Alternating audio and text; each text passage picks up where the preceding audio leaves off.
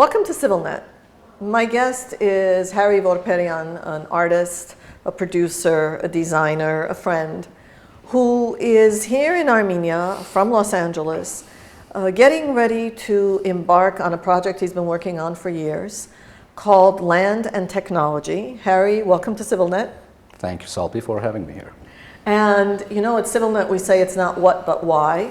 So please tell us why a designer from Los Angeles, an artist from Los Angeles, has for 2 years now been working on a project called Land and Technology that he is going to pull off in Shushi. Why? Well, it was almost 2 years ago where in November of 2010, I had my individual solo exhibition after a 10-year break of not presenting my art. Fortunately, that exhibition, that show, event went pretty well. I got excited. My creative juice started to flow more and wanted to organize a group show. And I said, we have a lot of talent here in Los Angeles. And I said, I'll do a group show here in LA.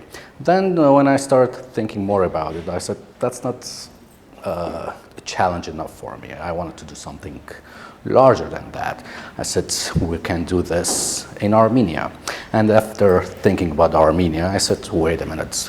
In Beirut at school, we learned that Shushi was a cultural center for us, for all Armenians. I said, well, what better place than Shushi? There's an easy task. There. So, of course, it was a crazy concept, idea, thought, but I said, we have to do this. I have to do this. So and what are you doing? What is the this? Well, October 1 to 14 in October Shushi. 1 to 14th in Shushi. The city of Shushi will be our whole canvas for the 20 artists that will participate in this event. Out of the 20, 8 of them are from Los Angeles, 2 are coming from Stockholm, Sweden. That was a coincidence that both were living in Stockholm. And 10 of them are local artists from Armenia. Few from Gyumri, one of them from Ashnag, the other one from Sisian, and the rest of them from Yerevan. So we formed this group of artists, and we decided to all go to Shushi from the 1st to the 14th, and all of the artists will do their works on location. And on the 5th of October, we will have our grand opening and exhibition. The project will last from the 1st to the 14th. What kind of artists? What kind of art? Is this all installation? Is this performance? We have, in general, they're all conceptual artists. They're concepts, most of them. And there'll be land art, installations, performances, photography. So, and plus one of the artists, which I can call visual, or she's a documentary filmmaker, Susan Khardalian, who's gonna present her My Grandma's Tattoos film there. Plus she's gonna have do master classes with the local students there, with a group of 20, I don't want them call them kids, but from 16 to 18-year-old kids. And she's gonna talk to them and teach them, and on hand produce a short documentary film about the Shushi Art Project itself. So land and technology. Land, okay, we got. Technology? Well, land is, in this case, the most important element of this. It's the land of Shushi, the land of Armenia, and that's the importance here.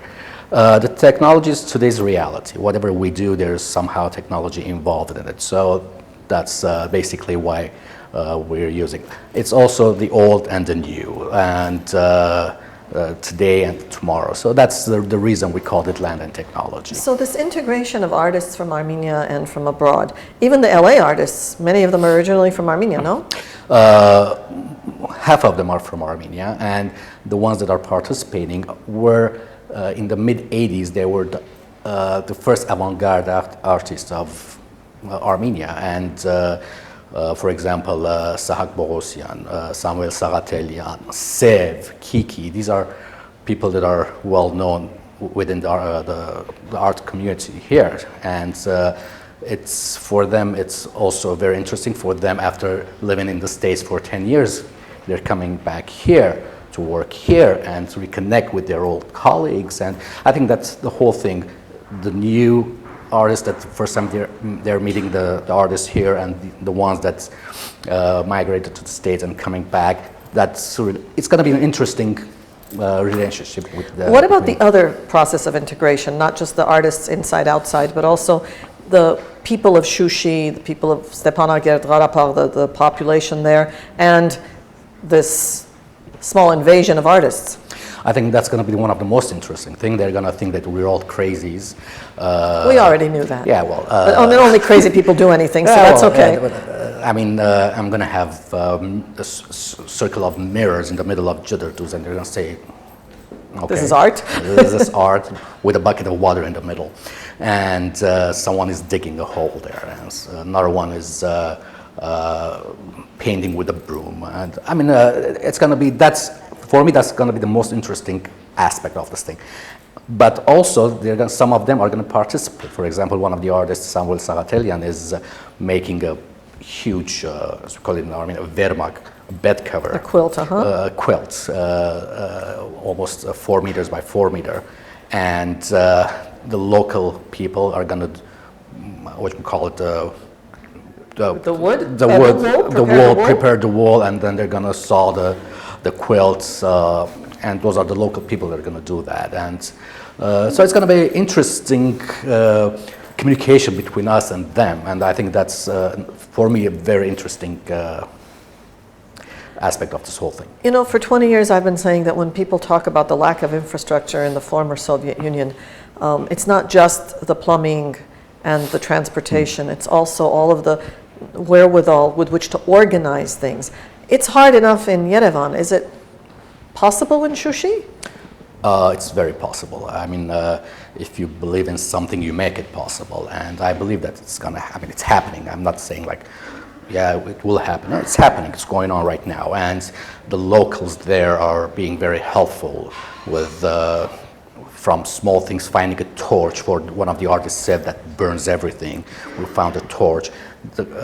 Finding us the people who are going to saw the quilt. So everybody is working together, and again, it's possible. I don't think there's anything impossible in this world, and we're going to find a way, and we're doing it. So this is Shushi Art Project . It's shushiartproject.org. There are a lot of information you can find on our website. Also on Facebook, we have the Shushi Art Project page. There's also the Shushi Art Project event page, where there are more details about the actual events. For example, every day. For example, until from the 1st to the 5th, every night we're going to have round-table discussions between the artist and whoever wants to come and take part of it. And also, as I said, on the 5th, there'll be the grand opening, and on the 3rd, people can come in and actually witness the performances that the artists will have there. 6 of them will have their performances. I mean, one of them, Sev, will actually torch whatever he's gonna burn down this time. Kiki will paint his famous bobos. His paintings are called bobos, and they're called bobos. Bobo. Don't ask me what. Oh, Bobo's like the boogeyman. Yeah, is it? Yeah. Okay. Well, I guess. Bobo's like I the don't know if you boogeyman, know. right, guys? A Bobo's like the boogeyman. Yeah. Well, bobo. Oh, in Armenia. I think the best thing about all of this, I don't ever editorialize, you know that, but I'm just going to do it this one time. The best thing about all of this is that we've taken the name Gharapagh and the name Shushi out of the context of war and devastation and put it back where it belongs, and that is culture and life and integrated and just good stuff. That was one of my main purposes, and not only in Armenia or within the Armenian community, diaspora or here, but even internationally. But I'm hoping that this project, which hopefully will become a biennale. I mean, my next project is to have the same with more artists in 2014. So once that becomes international, people can pinpoint, oh, we were here because there was a contemporary art project in Shushi, in Karabakh. And that's one of the biggest purposes that I started this whole. We wish you lots of luck. CivilNet will be there to cover the performances and the installations and to offer them to our viewers around the world and to support the Shushi Art Project in a way to actually make it a permanent phenomenon in the art world and in the Armenian world. Thank you, Harry Vorperian. Thank you, Salvi. Stay tuned, watch CivilNet, and we hope to bring you lots of important and pretty pictures from Shushi in the weeks to come.